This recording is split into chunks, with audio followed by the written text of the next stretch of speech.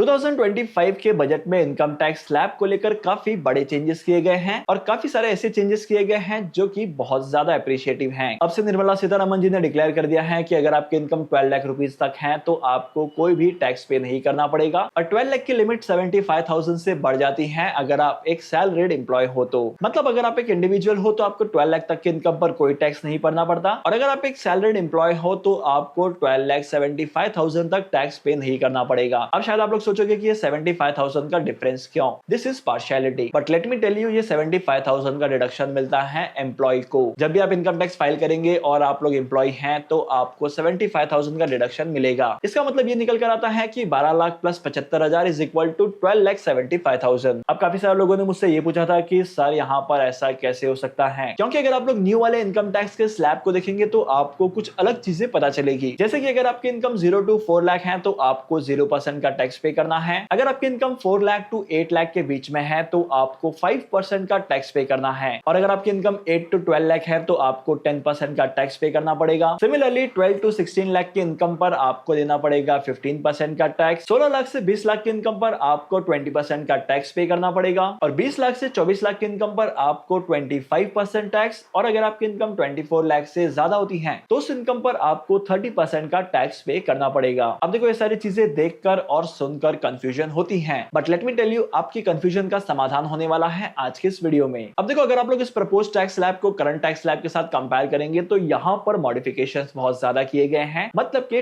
Tax के slab को stretch किया गया है। अब अगर आप लोग अपने 30 लाख की इनकम को करंट टैक्स के स्लैब के अकॉर्डिंग कैलकुलेट करेंगे तो आपको टैक्स ज्यादा निकल कर आएगा और अगर आप लोग प्रपोज टैक्स स्लैब के हिसाब से कैलकुलेट करेंगे तो आपका टैक्स कंपैरेटिवली कम निकल कर आएगा, क्योंकि लिमिट में काफी ज्यादा एनहांसमेंट किए गए हैं और इन सारे नए टैक्स स्लैब की वजह से आपके टैक्स के पेमेंट का बर्डन भी कम होगा। And let me tell you कैसे आपको 12 लाख या 12,75,000 तक की इनकम पर कोई टैक्स पे नहीं करना है। अब देखो पहले क्या होता था, इनिशियली अगर आपकी इनकम 5 लाख रुपीस तक होती थी तो आपको 25,000 के आसपास का रिबेट मिलता था। अब बेसिकली क्या होता था कि आपको 2,50,000 तक की इनकम पर कोई भी टैक्स नहीं पे करना पड़ता था, लेकिन 2,50,000 से लेकर 5 लाख की इनकम पर आपको 10% टैक्स पे करना पड़ता था। मतलब कि 25,000 का टैक्स आपको 2.5 लाख की इनकम पर पे करना पड़ता था। अभी 25,000 की रिबेट जो है आपको मिलती थी, इसीलिए आपका टैक्स 5 लाख रुपीस तक जीरो होता था। अब अगर आप लोग रिबेट अंडर चैप्टर 87 देखेंगे तो यहाँ पर आपको पता चलेगा कि करंटली भी जो नया टैक्स स्लैब को प्रपोज किया गया है वहां पर भी आपको 12 लाख तक की इनकम पर रिबेट दिया जाएगा। लेट्स टेक एन एग्जांपल कि अगर आपकी इनकम 12 लाख रुपीस की है तो आपको कितना टैक्स पे करना पड़ेगा और कैसे टैक्स का कैलकुलेशन होगा। 0 to 4 लाख की इनकम पर आपको 0 टैक्स पे करना पड़ेगा। 4 to 8 लाख की इनकम पर आपको 5% का टैक्स पे करना पड़ेगा। मतलब कि 4 लाख की इनकम पर 5% का टैक्स निकल कर आता है 20,000 का और उसके बाद 8 लाख टू 12 लाख तक की इनकम पर आपको 10% टैक्स पे करना पड़ेगा। मतलब कि 4 लाख की इनकम पर 40,000 का टैक्स, तो टोटल टैक्स हो जाता है 60,000। अब प्रपोज टैक्स स्लैब के हिसाब से आपको 12 लाख तक की इनकम पर 0 टैक्स देना है, मतलब कि आपको 60,000 का रिबेट मिलेगा। अब अगर आप लोग सैलरीड एम्प्लॉय हैं तो आपको मिलेगा 12,75,000 तक का रिबेट। एक्सप्लेनेशन में आपको पहले ही दे चुका हूं। और इसके अलावा निर्मला सीतारमण जी ने टैक्स के स्ट्रक्चर में काफी ज्यादा चेंजेस किए हैं, जैसे कि हाउस रेंट पर टीडीएस की लिमिट को इंक्रीज कर दिया है। पहले अगर रेंट 2,40,000 तक का होता था, इन दैट केस आपको टीडीएस लेना पड़ता था, टीडीएस देना पड़ता था, लेकिन अब इस रिबेट को भी 6 लाख रुपीस तक कर दिया है। आई होप कि अभी तक की वीडियो में आपको क्लैरिफिकेशन मिल गई है कि किस तरीके से टैक्स की कैलकुलेशन होने वाली है और आपको रिबेट कैसे मिलने वाला है। बाय द वे, आप लोग जब भी इनकम टैक्स रिटर्न फाइल करेंगे तो आपके सामने ऑप्शन होगा new tax regime versus old tax regime का। मतलब कि न्यू टैक्स रेजिम में आपको डिडक्शंस नहीं मिलेंगे, आप लोग डिडक्शंस क्लेम नहीं कर सकते, लेकिन अगर आप लोग ओल्ड टैक्स रेजिम चूज करेंगे तो आपको वहां पर 80C वाले डिडक्शन,